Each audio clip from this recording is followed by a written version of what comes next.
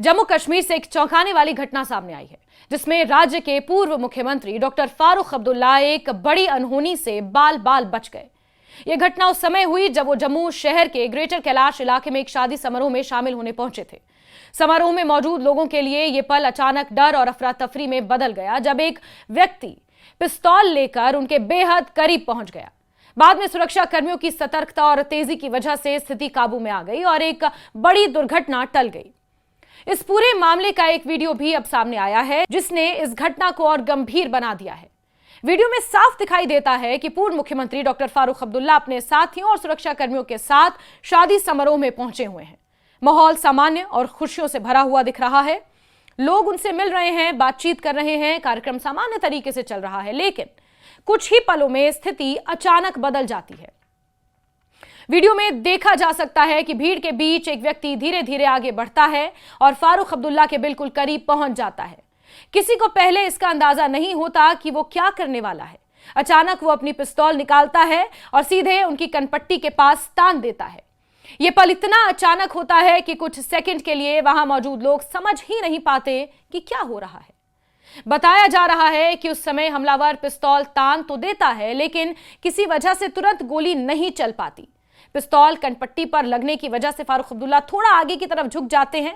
इसी दौरान उनके साथ मौजूद सुरक्षाकर्मी तुरंत हरकत में आते हैं। बिना समय गंवाए हमलावर को पकड़ लेते हैं और उसे काबू में कर लेते हैं। अगर सुरक्षाकर्मियों ने कुछ सेकंड की भी देरी की होती तो स्थिति बहुत गंभीर हो सकती थी। शुरुआती जांच के मुताबिक हमलावर ने बाद में गोली भी चलाई, लेकिन वो गोली फारूक अब्दुल्ला को नहीं लगी। गोली चलने के कारण वहां मौजूद लोगों में कुछ समय के लिए डर और भगदड़ जैसी स्थिति पैदा हो गई। हालांकि सुरक्षा कर्मियों ने बहुत तेजी से हालात को नियंत्रित कर लिया और हमलावर को मौके पर ही हिरासत में ले लिया गया। पुलिस की शुरुआती जांच में हमलावर की पहचान कमल सिंह जम्वाल के रूप में हुई है। सुरक्षा कर्मियों ने उसे पकड़कर पुलिस के हवाले भी कर दिया है। पुलिस फिलहाल उससे पूछताछ कर रही है और यह पता लगाने की कोशिश कर रही है कि उसने ऐसा कदम आखिर क्यों उठाया।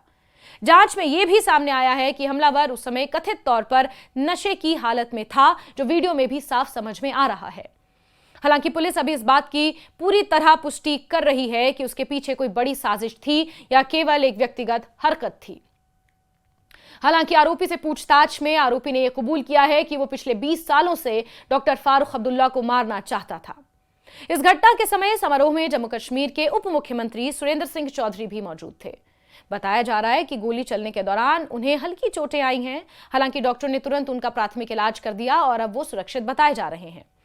इस घटना के समय कई अन्य नेता और मेहमान भी वहां मौजूद थे। इस पूरे मामले पर जम्मू कश्मीर के मुख्यमंत्री उमर अब्दुल्ला ने भी प्रतिक्रिया दी है। उस समय वो दिल्ली में थे। उन्होंने सोशल मीडिया प्लेटफॉर्म एक्स पर इस घटना को लेकर अपनी चिंता जाहिर की और ये कहा कि हालात बहुत बुरे हो सकते थे। उन्होंने लिखा कि अल्लाह की मेहरबानी से उनके पिता सुरक्षित हैं और एक बड़ी दुर्घटना होने से बच गई।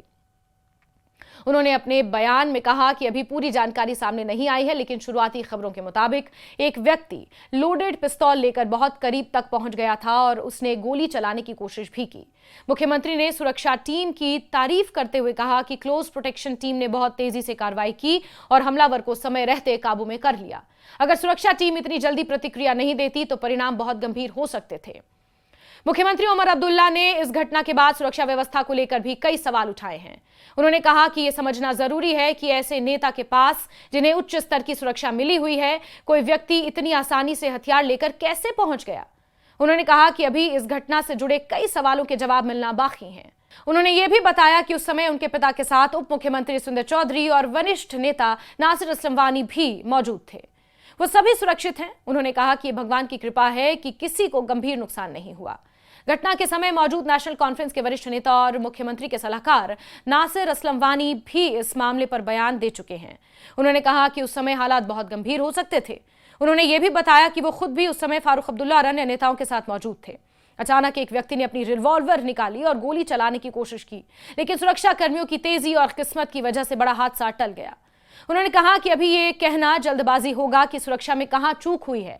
ये जांच का विषय है और जो एजेंसियां सुरक्षा के लिए जिम्मेदार हैं वो इसकी जांच करेंगी। उन्होंने ये भी कहा कि हमलावर के इरादों के बारे में फिलहाल कुछ कहना सही नहीं होगा, क्योंकि जांच अभी जारी है। इस घटना के बाद सुरक्षा एजेंसियां भी सतर्क हो गई हैं। पुलिस ये पता लगाने की कोशिश कर रही है कि आरोपी अकेले काम कर रहा था या उसके पीछे कोई और भी शामिल था। साथ ही ये भी जांच की जा रही है कि वो हथियार लेकर समारोह स्थल तक कैसे पहुंचा और सुरक्षा जांच के दौरान उसे रोका क्यों नहीं गया। जम्मू कश्मीर पुलिस ने इस मामले की विस्तृत जांच शुरू कर दी है। आरोपी से पूछताछ की जा रही है और उसके बैकग्राउंड की भी जांच हो रही है। पुलिस ये भी पता लगाने की कोशिश कर रही है कि क्या उसने पहले से किसी योजना के तहत यह हमला करने की कोशिश की थी या ये अचानक लिया गया फैसला था। राजनीतिक दृष्टि से भी यह घटना काफी महत्वपूर्ण मानी जा रही है। फारूक अब्दुल्ला जम्मू कश्मीर की राजनीति का एक बड़ा और अनुभवी चेहरा है। वो कई बार राज्य के मुख्यमंत्री भी रह चुके हैं और लंबे समय से सक्रिय राजनीति में हैं। इसलिए उनके साथ हुई इस तरह की घटना ने सुरक्षा व्यवस्था और राजनीतिक माहौल को लेकर नई बहस शुरू कर दी है। फिलहाल राहत की बात यह है कि इस पूरे घटनाक्रम में कोई बड़ा नुकसान नहीं हुआ है और फारूक अब्दुल्ला पूरी तरह सुरक्षित हैं। लेकिन यह घटना यह जरूर दिखाती है कि सुरक्षा व्यवस्था में थोड़ी सी भी चूक कितनी बड़ी समस्या बन सकती है। आने वाले दिनों में पुलिस की जांच से यह साफ हो पाएगा कि हमलावर का असली मकसद क्या था और वो इतने नजदीक तक कैसे पहुंच गया। अभी के लिए सबसे बड़ी बात यह है कि यह बड़ा हादसा टल गया है और सभी लोग, खास तौर पर पूर्व मुख्यमंत्री डॉक्टर फारूक अब्दुल्ला पूरी तरह सुरक्षित हैं। गृह मंत्री अमित शाह ने भी फोन कर उनसे हालचाल जाना है और इस हमले की कड़ी निंदा की है।